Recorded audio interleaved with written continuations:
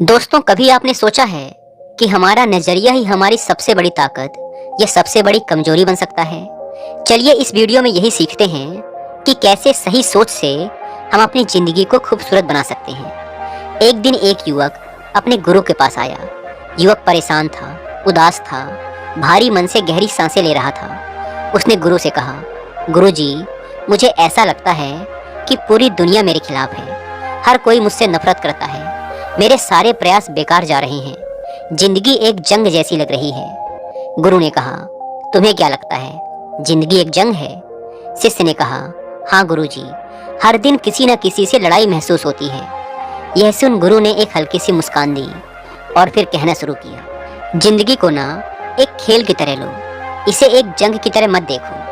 अगर हमेशा तुम्हें लगता है कि दूसरे लोग तुमसे नफरत करते हैं, तुम्हारे खिलाफ हैं और तुम्हारा सहयोग नहीं कर रहे हैं, तो इससे तुम्हारी खुद की जिंदगी फीकी पड़ जाएगी। तुम्हें हमेशा ऐसा लगेगा कि तुम्हें हर चीज के लिए बहुत मेहनत करनी पड़ रही है। तुम्हें खुशी महसूस नहीं होगी, तुम उदास रहोगे, तुम्हारे अंदर नकारात्मक भावनाएं बढ़ती जाएंगी। तो सबसे पहले तो जिंदगी को एक युद्ध की तरह मत देखो। ये मत सोचो कि हर कोई तुमसे अलग है। ये सोचो कि ये एक खेल है। एक खेल में दो प्रतिद्वंदी या दो पक्ष हमेशा होते हैं। ये सोचो कि तुम और तुम्हारे लक्ष्य खेल का एक पक्ष है और दूसरे पक्ष में तुम्हारी नकारात्मक भावनाएं, तुम्हारी कमजोरियां, बुरी परिस्थितियां या दूसरे लोग भी हो सकते हैं। लेकिन हर किसी को इस नज़रिए से मत देखो कि ये मेरी मदद नहीं कर रहे हैं या ये मेरा भला नहीं चाहते हैं। ये नज़रिया जो है ना जिंदगी में कि मेरा भला सिर्फ मैं ही सोच रहा हूँ, इस नज़रिए को सबसे पहले बदलना जरूरी है। क्योंकि जिस तरीके से तुम दुनिया को देखते हो, उसी तरीके से दुनिया तुम्हें देखती है और तुम्हारे लिए काम करती है। इसीलिए तो कहा जाता है कि जिंदगी एक आईना है। हमारी जो दुनिया है वो एक आईने की तरह होती है। हमारे ही विचार, हमारी ही भावनाएं, हमारी ही ऊर्जा को वापस हमारी जिंदगी में लेकर आती हैं। तो सबसे महत्वपूर्ण चीज जो तुम्हें सीखनी है वो ये है कि तुम्हें अपने ध्यान और अपने जीवन को अपने लक्ष्यों की ओर केंद्रित करना है। ये नहीं सोचना है हर बार कि दूसरा हमारे साथ क्या कर रहा है। जितना ज्यादा तुम्हारा ध्यान दूसरे लोगों और उनकी बातों पर जाएगा, उतनी ज्यादा तुम्हारी ऊर्जा नीचे गिरती जाएगी और तुम अपने दिमाग को नियंत्रित और शांत नहीं रख पाओगे। दूसरी महत्वपूर्ण चीज जो तुम्हें समझनी है वो ये है कि तुम्हारी ऊर्जा ही तुम्हारे समस्याओं का कारण है। तुम्हारी जिंदगी में आज जो भी समस्याएं हैं, दुख हैं, वो सब तुम्हारी ही ऊर्जा से आ रहा है। इसका मतलब ये नहीं कि तुम अपना बुरा चाहते हो, लेकिन तुम्हारे अंदर एक अवचेतन मन है जो तुम्हारे अतीत को पकड़े बैठा है। क्यों? क्योंकि हम जीवन में जो भी अनुभव करते हैं, अच्छा, बुरा या जो इतना जरूरी भी नहीं है, वो सब हमारे अवचेतन मन के अंदर बैठ जाता है और वहाँ बैठकर सारी जिंदगी हमें एक अनसुनी आवाज देता रहता है। कौन सी आवाज? ये सही है, ये सही नहीं है, ये करना चाहिए, ये नहीं करना चाहिए। लेकिन जिस आवाज पर हम ज्यादातर समय निर्भर रहते हुए अपना काम करते हैं, लोगों को देखते हैं, लोगों से मिलते जुलते हैं, निर्णय लेते हैं, वो आवाज शायद गलत है। क्योंकि ये आवाज तुम्हारे अवचेतन मन में बैठे तुम्हारे अतीत से आ रही है, तुम्हारी यादों से आ रही है, तुम्हारी पुरानी जानकारी से आ रही है, जो ज्यादातर समय शायद इतनी सही नहीं होती है। क्योंकि बचपन में हम सब ने भावनाओं को महसूस किया है। एक छोटा बच्चा जो है वो चीजों को समझ नहीं सकता। उसके अंदर अभी भी उतनी समझ नहीं है, वो बुद्धि नहीं है कि वो चीजों को समझ सके, परख सके, लेकिन वो महसूस करता है। हो सकता है उसने कुछ ऐसी चीजें महसूस की हों जो उसके आसपास चल रही हों। जैसे कि वो ये महसूस कर सकता है कि मेरे माँ बाप मुझसे प्यार नहीं करते हैं, कि मैं अच्छा इंसान नहीं हूँ, मुझे हमेशा लोग गलत ठहराते हैं, मैं लायक नहीं हूँ, योग्य नहीं हूँ। तो इस तरीके की चीजें क्योंकि हमारे अवचेतन मन के अंदर बैठी हुई हैं, इसीलिए हमारी ऊर्जा ही जिम्मेदार है हमारी जिंदगी में गलत चीजों को आकर्षित करने के लिए। इसका मतलब ये नहीं है कि तुम सारी जिंदगी अपने आप को ही कोसो और रोते रहो कि ये मेरी वजह से ही हुआ है, ये मेरी वजह से हुआ है। नहीं, पूरी तुम्हारी गलती नहीं है, क्योंकि बहुत सारी चीजें तुम्हारे अंदर तुम्हारे जाने अनजाने में गई हैं। लेकिन तुम्हारी जिम्मेदारी बन जाती है अपनी जिंदगी को सुधारने की और इसे ऊपर उठाने की। सीधे शब्दों में कहें तो अगर तुम्हें अपनी जिंदगी को ठीक करना है, इसे खूबसूरत बनाना है, तो दूसरों की जिंदगी में क्या हो रहा है, उन्होंने तुम्हारे साथ क्या किया, इस पर अपनी ऊर्जा बर्बाद मत करो। आज से, अभी से अपने दिमाग में एक बात रखो कि तुम्हें क्या चाहिए, तुम्हें अपनी जिंदगी में क्या महसूस करना है। और जिस तरह तुम स्पष्ट रूप से अपने दिमाग को ये बात बताते हो उसी प्रकार से अगर तुम अपनी नकारात्मकता को निकालने पर भी काम करोगे तो ये दोनों चीजें साथ में दो पहिए की तरह हैं जो तुम्हें अपनी जिंदगी में स्थिरता दिलाएंगी, परिणाम दिलाएंगी। तो सबसे पहले जो बहुत महत्वपूर्ण बात है वो ये है कि अपने शब्दों पर ध्यान दो, क्योंकि जो हमारे शब्द हैं वही हमारे विचार बन जाते हैं। आज तुम जिन शब्दों का प्रयोग करते हो, पूरे दिन अगर तुम कोई शब्द इस्तेमाल कर रहे हो, चाहे सकारात्मक हो या नकारात्मक, तो तुम देखोगे कि अगले दिन भी अनजाने में भी तुम उन्हीं शब्दों का उपयोग कर रहे हो।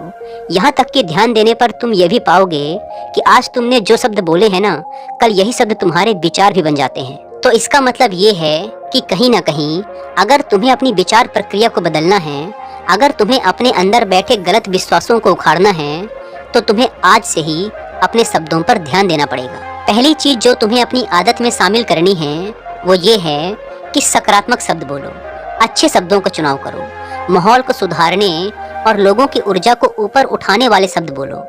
तुम अपना तो बुरा नहीं चाहते हो, लेकिन दूसरों का भी बुरा कभी अपनी जबान और अपने शब्दों पर मत लेकर आओ। क्यों? क्योंकि अगर तुम किसी को बुरा भला कहते हो, उसके बारे में बुरे विचार रखते हो, तो तुम्हारा अवचेतन मन ये नहीं जानता कि ये तुम किसी और के लिए बोल रहे हो। तुम्हारे अवचेतन मन के लिए तो तुम ये सब अपने लिए ही बोल रहे हो। हर बार जब हम दूसरों में गलतियां ढूंढते हैं, दूसरों की बुराई करते हैं, तो हम ये नहीं सोचते कि हमारे अंदर इसका क्या प्रभाव पड़ रहा है, हमारे अवचेतन मन के अंदर क्या चल रहा है। हमारा अवचेतन मन एक छोटे बच्चे की तरह है। जब भी हम दूसरों को बुरा भला कहते हैं, हमारे अंदर का बच्चा सहम जाता है, डर जाता है। उसे ऐसा लगता है जैसे हम वो माता हैं जो अपने बच्चे को बुरा भला कह रही हैं, उस पर गुस्सा कर रही हैं, उसे प्रताड़ित कर रही हैं। तो अपने बच्चे यानी अपने अंदर के अवचेतन मन के बारे में सोचकर आज से ही सकारात्मक बोलना शुरू कर दो। लेकिन ध्यान रहे, सकारात्मकता का मतलब सिर्फ ये नहीं है कि तुम कहते रहो सब कुछ ठीक है, बल्कि तुम्हें ये करना है कि तुम्हें अच्छा बोलते बोलते अपने दिमाग में सकारात्मक विचार रखते हुए उन चीज़ों के बारे में ज़्यादा बात करनी है जो तुम्हारी ज़िंदगी में तुम्हें खुशी देती है। तो अगर तुम्हारी ज़िंदगी में कुछ अच्छा चल रहा है तो उस पर ध्यान दो और उसके बारे में ज़्यादा बात करो। दूसरी चीज़ जो तुम्हें करनी है वो ये है कि अगर तुम्हें अपनी ज़िंदगी में कुछ भी चाहिए, पैसा चाहिए, कोई मुश्किल है उससे छुटकारा चाहिए, संबंधों को सुधारना है, किसी इंसान को आकर्षित करना है, व्यापार को बढ़ाना है, तो तुम्हें अपने दिमाग में सबसे पहले ये विचार लाना है कि ईश्वर के लिए, ब्रह्मांड के लिए, उस अदृश्य शक्ति के लिए तो सब कुछ संभव है, और क्योंकि मैं इन्हीं का ही एक हिस्सा हूँ, इसीलिए मेरे लिए भी सब कुछ संभव है। इस तरह से जब हम अपने अंदर की बातचीत को बदलकर खुद से सकारात्मक बोलना शुरू करते हैं, तो हमारी जबान पर भी वो सकारात्मकता आने लगती है। तो जैसे जैसे तुम ये कहते हो कि मेरे साथ सब कुछ अच्छा ही होगा, ये ईश्वर, ये अदृश्य शक्ति मेरे लिए ही है, मेरे खिलाफ नहीं है, ये ब्रह्मांड देने के लिए बैठा है, लेने के लिए नहीं बैठा है, तो धीरे धीरे अपने आप ही हमारी सोच सुलझी हुई और आसान हो जाती है। फिर हम ज़्यादा सकारात्मक सोचते हैं और हमारे काम और प्रयास भी ज़्यादा सकारात्मक हो जाते हैं। गुरु ने उदाहरण देते हुए कहा, एक बार एक महिला मेरे पास आई थी जिसके ऊपर बहुत ज़्यादा कर्ज था, लेकिन वो पैसों को अपनी ओर आकर्षित नहीं कर पा रही थी। उस महिला से बात करने के बाद मुझे समझ आया कि इनकी समस्या ये है कि ये अभी भी दूसरों को कोस रही हैं। उन्हें ऐसा लग रहा था कि दूसरों के कारण आज वो इस परिस्थिति में हैं। मैंने उस महिला को सलाह दी कि सबसे पहले आप अपने साथ बैठिए, एकांत में बैठिए, शांति से बैठिए, मौन में बैठिए और अपने दिमाग व शरीर को शांत कीजिए, उसे आराम दीजिए और ये सोचिए कि आपको अपनी ज़िंदगी में क्या चाहिए। जब उस महिला ने शांत दिमाग से सोचना शुरू किया तो उसे समझ आया कि पैसा, इस समय पर सिर्फ पैसों को उसे अपनी ज़िंदगी में आकर्षित करना है। तो अपने आप उसके दिमाग में एक सकारात्मक विचार दौड़ने लगा कि वो पैसों को आकर्षित कर सकती है, वो उसके लायक है। उसका दिमाग उन्हें पैसों को कमाने के नए नए तरीके सुझाने लगा और उस महिला का धीरे धीरे करके आत्मविश्वास बढ़ने लगा कि हाँ, मैं पैसों के लायक हूँ, पैसे आ जाएंगे। फिर उसने नई चीज़ों पर काम करना शुरू किया और धीरे धीरे करके वह कर्ज मुक्त हो गई और आज वह काफ़ी समृद्ध जीवन जी रही है। तो देखा तुमने कि कैसे अपने दिमाग और शरीर को शांत करके दूसरों को कोसना बंद करते हुए जब हम अपने अंदर एक सकारात्मक विचार डालते हैं तो उस विचार का कितना अच्छा प्रभाव पड़ता है हमारे मन और शरीर पर। जीवन में तुम्हें जो कुछ भी चाहिए, धन चाहिए, समृद्धि चाहिए, कुछ भी चाहिए, तो तुम अपने शब्दों में उस अदृश्य शक्ति को समर्पित करते हुए एक प्रार्थना बोलो। कि ईश्वरीय शक्ति के साथ सब कुछ संभव है। ईश्वरीय शक्ति में, ईश्वरीय सोच में सिर्फ प्रचुरता है। देखा जाए तो ये बात सच है कि अगर हम ईश्वर के बारे में सोचते हैं तो ईश्वर हमेशा प्रचुरता की ऊर्जा रखता है, यानी उसके पास किसी चीज़ की कोई कमी नहीं है। तो जिस चीज़ की आज तुम्हें कमी है, जो चीज़ आज तुम्हारी ज़िंदगी में सही नहीं चल रही है, ये सोचो कि उस अदृश्य शक्ति के मन में तो हर चीज़ की प्रचुरता है। अच्छा स्वास्थ्य है, अच्छे रिश्ते हैं, मिठास है, शांति है। तो अगर उस ईश्वरीय शक्ति के लिए सब कुछ संभव है तो वही ईश्वरीय शक्ति तो मेरे अंदर भी है, इसीलिए मेरे लिए भी सब कुछ संभव है। तो इस तरह से जब हम अपने आप से, अपने सर्वोच्च, अपने दैवीय शक्ति के साथ जुड़ने की कोशिश करते हैं, उस शक्ति को पुकारते हैं, तो अपने आप ही हमारी ऊर्जा ज़्यादा सकारात्मक हो जाती है, ज़्यादा पवित्र और मजबूत हो जाती है। तो आज से ही तुम भी इस प्रार्थना को दोहरा सकते हो कि ईश्वरीय शक्ति के साथ सब कुछ संभव है। मेरी ज़िंदगी में भी मेरा स्वास्थ्य सही है, मेरे रिश्ते सही हैं, मेरा जीवन भी सुखी और समृद्ध है। इस तरीके से जब तुम बोलना शुरू करोगे तो तुम्हारे अंदर भी इसका बहुत सकारात्मक प्रभाव पड़ेगा। दूसरी चीज़ कि जब भी हम दबाव में होते हैं, तनाव में होते हैं, तो हमारी सकारात्मकता खत्म होने लगती है। हम उस अदृश्य शक्ति से अपना संपर्क तोड़ने लगते हैं। तो इसका सबसे अच्छा समाधान ये है कि तुम्हें जो भी तनाव है, चिंता है, परेशानी है, बोझ है, डर है, संदेह है, तुम सोते समय इसे ब्रह्मांड को दे दो। कहो कि ये सारा बोझ मैं तुम्हें देता हूँ। मैं स्वतंत्र हूँ खुशी पाने के लिए, शांति पाने के लिए, मिठास पाने के लिए, आनंद पाने के लिए। तुम जो भी चीज़ हासिल करना चाहते हो और तुम्हारे अंदर की जो भी चीज़ उसे पाने में रुकावट बन रही है, जैसे नकारात्मक ऊर्जा, डर के तौर पर, अशांति के तौर पर, चिंता के तौर पर, उसे तुम उस अदृश्य शक्ति को सौंप दो। जब तुम इस चीज़ का अभ्यास करना शुरू करोगे तब तुम्हें महसूस होगा कि तुम अंदर से हल्के होते जा रहे हो। जब तुम सच में उस चीज़ से जुड़ पाओगे, महसूस कर पाओगे कि तुम्हारे अंदर ईश्वर है, ईश्वरीय शक्ति है और ये शक्ति हर तरह से संपूर्ण है, सक्षम है, इसमें कोई भी समस्या नहीं है। तो जब तुम उस शक्ति को अपनी समस्या सौंप देते हो तो अपने आप ही तुम्हें बहुत हल्का महसूस होगा और तुम्हारी रात की नींद भी बहुत अच्छी हो जाएगी। इसीलिए अगर तुम हर दिन शांत और हल्का महसूस करना चाहते हो, रात में चैन की नींद लेना चाहते हो, तो आज से तुम भी सोने से पहले अपनी सारी समस्याएं ईश्वर को सौंप दो। लेकिन इसका मतलब ये नहीं है कि तुम प्रयास मत करो, कर्म करना छोड़ दो। अगर तुम्हारे पास कोई योजना है या जो भी प्रयास तुम कर सकते हो वो जरूर करो, लेकिन रात में सोने से पहले दिन भर जो भी प्रयास किया, कर्म किया, उसे भी ईश्वर को सौंप दो। क्योंकि तुम नहीं जानते कि आज तुमने जो प्रयास किया वो सही में सही था, गलत था, कितने समय में वो परिणाम लाएगा, ये सब तुम नहीं जानते हो।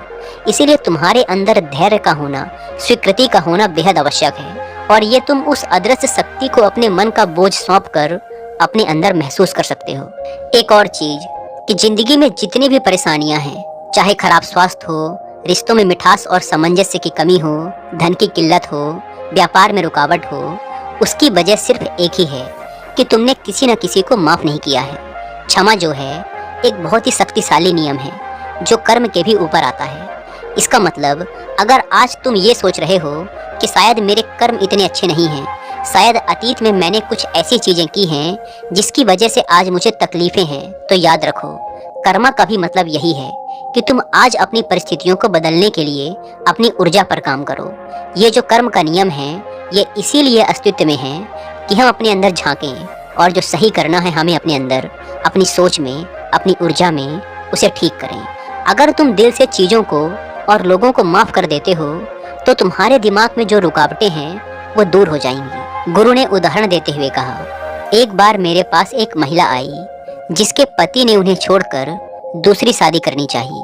वो उसे छोड़कर उस दूसरी महिला के पास चले गए। इस महिला को बहुत नफरत हो गई थी अपने पति से और उस दूसरी महिला से भी। इसके अंदर बहुत नफरत थी, घृणा थी, बहुत कड़वाहट थी। जब वो मेरे पास आई तो मैंने उन्हें यही सुझाव दिया कि आप उस दूसरी महिला को भी आशीर्वाद दीजिए और अपने पति को भी आशीर्वाद दीजिए। जब उस महिला ने पहली बार इस आशीर्वाद के बारे में सुना तो उन्हें ऐसा लगा जैसे कि वो बेवकूफ़ बन रही हैं कि क्यों उस इंसान को आशीर्वाद दिया जाए, उसके लिए प्रार्थना की जाए जिसने मुझे तकलीफ दी है।